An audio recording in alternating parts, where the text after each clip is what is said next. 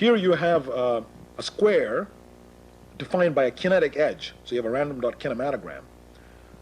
Now what I'm going to do is to replace the black with gray so that the gray is equiluminous with the fine-grained texture in the background.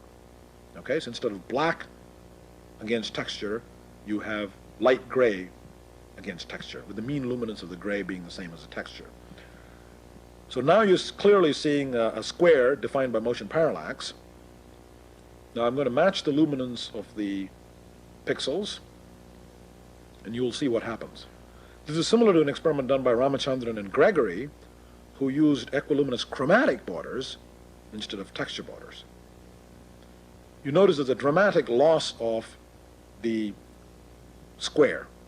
You still see some impression of rubbery motion. Some elements seem to move, but the sense of an oscillating square vanishes completely, suggesting that image segmentation based on motion depends on luminance contrast, will not accept texture edges. And Gregory and I had observed exactly the same thing with chromatic borders, except in that case, even the motion deteriorates. So here there is some reduction of motion, but what's most striking is the dramatic loss of the square.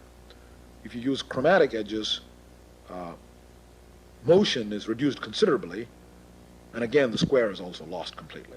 Now I'm again adding luminance contrast, and this restores the impression of the square.